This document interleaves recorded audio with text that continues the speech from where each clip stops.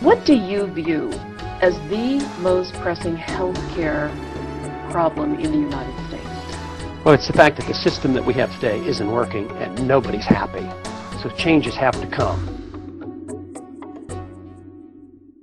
What we need to do is continue to move in the direction we're moving in right now. And actually the President's been on our side on this issue, and that is the medical savings accounts. And that is allow people to opt out of the system, legalize freedom of choice. That is, give people an ability to put money aside and get it back from their taxes, a tax credit. If they don't spend the money, they get to keep it. So the incentive is to spend less, not to abuse and say, oh, I can go to the emergency room, I can go see the doctor, it's only going to cost me $10. And they abuse the system. And if you allow the patient to make the decision, he can pick and choose his doctor. He can pick and choose the type of medicine. What if he wants to drift away from conventional medicine, go to holistic medicine? And he'd be allowed to because it's his money. And that's what we need.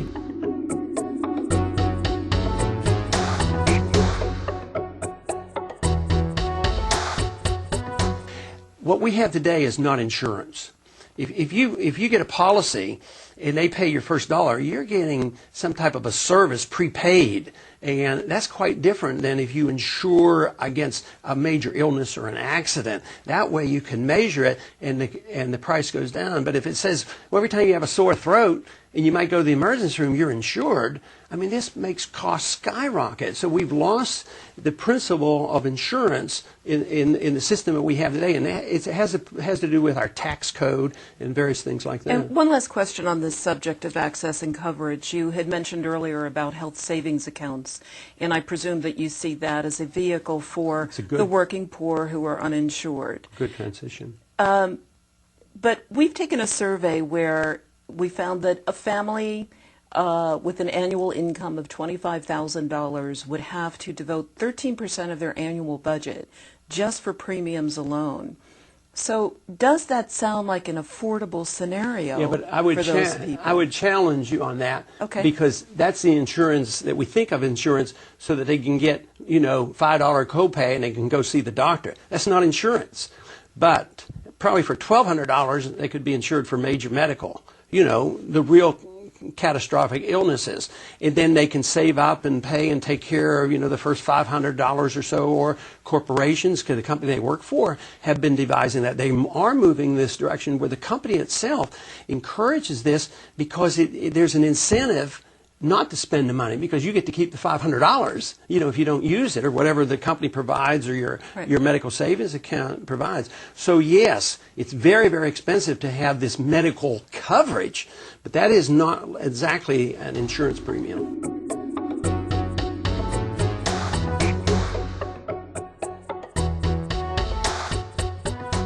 In a Paul administration, what would happen to the government programs that we have now and have had for many decades?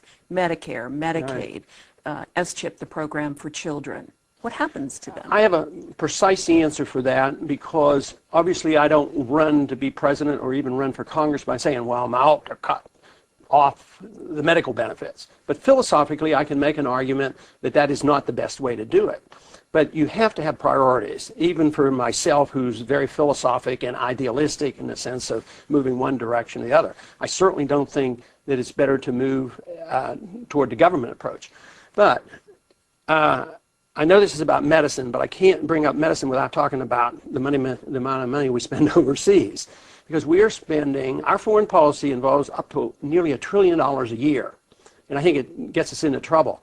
I could cut $300 or $400 or $500 billion from that, still have a strong national defense, and have funds available to tide people over, people who have become dependent, whether it's medical dependency or Social Security. There's no reason why we should put them out in the street. But I would certainly encourage a younger generation who's very, very leery of this whole system, because they know the entitlements can't be handled at the rate we're going. We're talking about $50 and $60 trillion in medical entitlements. I mean, it's horrendous.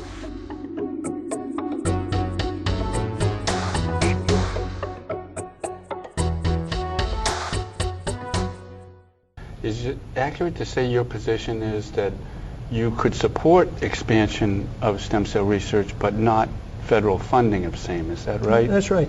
In a debate that was asked me, and I said that, in Washington you only have two choices. You either have the opportunity to ban it or subsidize it. Well, why not look to the Constitution and the freedom? Just legalize these ideas and allow people to do it and do research. That's a difficult, sometimes it becomes more difficult exactly when and where, but under the Constitution, the states actually could fund it and they could permit it. But I have a personal belief from my medical background that stem cell research is very, very important.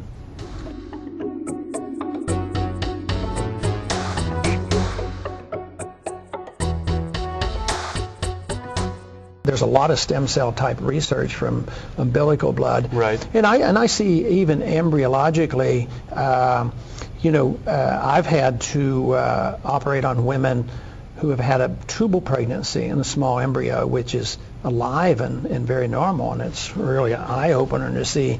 You look at it on the ultrasound and you see a little fetus there with a heart beating, and yet there's an absolute rule on that. If you don't deal with it, we know the fetus can't live, and we know the mother may well die, and so we take them out. I cannot see any reason why, under those circumstances, to say, oh, well, it is nature, it's God's will that this has happened, therefore we should, say that we can't use it, So I would be open to, because there's difficulty in figuring this all out. That's why I don't want the federal government either subsidizing it.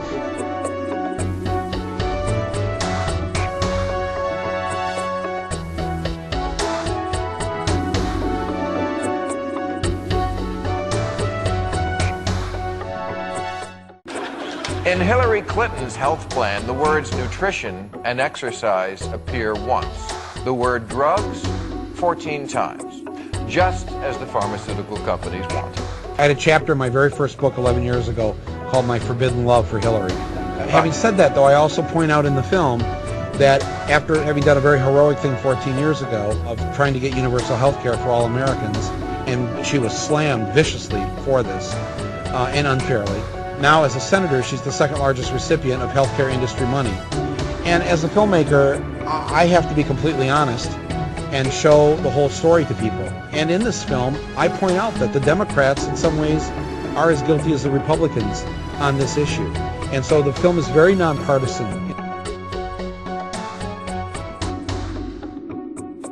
I want America to have the finest health care in the world. And I want every American to be able to have that care when he needs it.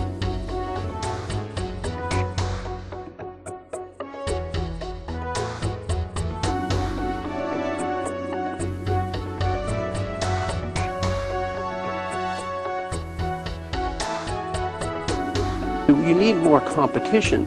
So there's a lot of reasons why the free market could do a much better job at a lot less cost.